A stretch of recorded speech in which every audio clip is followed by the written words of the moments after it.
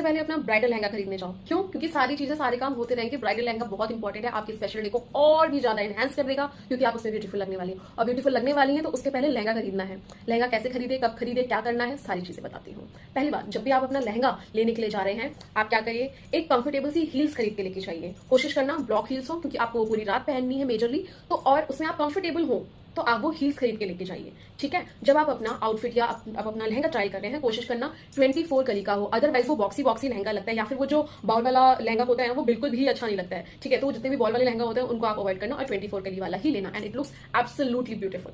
दूसरी चीज, vertical lines हो आपके लहंगे में या वर्टिकल डिजाइन हो, छोटी माइन्यूट डिजाइन हो, वो बहुत ही अच्छी लगती है और वो ट्रेंड में भी है। ऑल्सो अगर आपकी कोई चॉइस है कि हाँ मुझे वर्टिकल लाइंस वाला नहीं लेना या कुछ और लेना है, या you can opt for it, but हाँ आपके शरीर पे जो अच्छा लगेगा उसके हिसाब से मैं बता रही हूँ। एक और चीज, जो बेल्ट मिलती है लहंगे के साथ यहाँ पे टाई करने के लिए, वो वाली जो बेल्ट और वो लहंगा होता है, मतलब कोशिश करना उस बेल्ट को आप अवॉइड करो, क्योंकि आपका जो बॉडी है वो 2 हाफ में डिवाइड हो जाता है और वो आपको छोटा दिखाता है, ना कि इलॉन्गेट करता है आपका।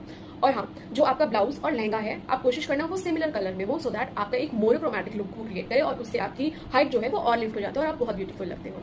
ठीक है, जब भी आपका ब्लाउज बन रहा है लहंगे का, तो आप उसमें कोशिश करना, आप उसमें चेन लगवा रहे हो तो जब भी वो चेन लगे, पहली बात तो आप अपने मेजरमेंट्स बहुत हिसाब से देना। जो आप अपनी शादी वाले दिन इनरवियर पहनने जा रहे हो वही आप पहन के जाना, सो दैट आप उसी में ही अपने मेजरमेंट्स दो और जब आपका लहंगे का ब्लाउज बन के आए तो वो बहुत अच्छा लगे। एक और चीज, आपकी जो चेन्स होती हैं साथ में एक हुक लगवाना। जनरली वो लोग क्या करते हैं, यहाँ पे आपको साइड में चेन देते हैं, तो कोशिश करवाना एक उसमें नीचे हुक भी लगाना, जस्ट इन केस अगर वो चेन खराब हो रही है या कुछ भी हो रहा है, सो उस टाइम के लिए उसे मैनेज करने के लिए आप वो हुक लगा सकते हैं, फिक्स कर सकते हैं, and you are good to go. ठीक है, एक और बहुत ही इंपॉर्टेंट चीज, जो आपका नेक का डिजाइन है, कोशिश करना आप उसकी फोटो ले लेना साथ में। जैसे ही आपका लहंगा बन जाए, सॉरी लहंगे का ब्लाउज बन जाए, तो आप उस ब्लाउज को पहन के जो ज्वेलरी होती है वो ट्राई करना, और कोशिश करना ज्वेलरी बहुत ज्यादा चंकी, मोटी, भरी भरी या बहुत बड़े बड़े उसमें जो स्टोन्स वगैरह होते हैं ना, वो सब वैसे मत यूज करना। कोशिश करना अच्छी ज्वेलरी हो, छोटा बारीक काम हो रखा हो, और यहाँ पे ना आपके स्किन थोड़ी सी दिखनी चाहिए। आई मीन अगर आपकी ज्वेलरी यहाँ खत्म हो रही है तो इतनी थोड़ी सी 1-2 इंच की स्किन दिखे और उसके नीचे से आपका ब्लाउज स्टार्ट हो, सो दैट उससे भी एक इलॉन्गेटेड इफेक्ट क्रिएट होता है और आप उसमें लंबे लगते हो।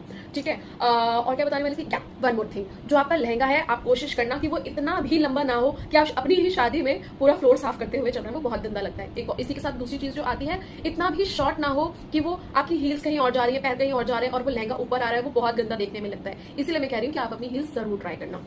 एक और चीज आपको जो ध्यान में रखनी चाहिए मेरे ख्याल से, कि जो लहंगे का टाई करने की एरिया होती है, ठीक है, जो स्ट्रिंग्स होती हैं, ड्रॉज होती हैं, आप उनको लहंगा जब लेके आते हो, पहली बात तो 2-3-4 बार वहां पे पहन के देखो अच्छे से, जब तक आप सेटिस्फाई नहीं हो रहे, डोंट टेक दैट लहंगा। ठीक है, लहंगा लो, ट्राई करो, बांध के देखो, कुछ फट तो नहीं रहा है, कुछ टूट तो नहीं रहा है, उसमें कोई स्ट्रिंग्स बाहर नहीं आ रही है। जो आपकी लटकन है उनके लिए आप बताते हो कि मुझे ये वाली लटकन चाहिए, ऐसे चाहिए, इतने साइज की चाहिए। एक और चीज, वो लटकन ना बहुत बड़ी बड़ी लगा देते हैं, आप कोशिश करिए कि वो आपके ना मतलब साइड में यहाँ आके लटकन कहीं खत्म हो, सो दैट वो दिखने में भी ब्यूटीफुल लगे, अदरवाइज उनका कोई मतलब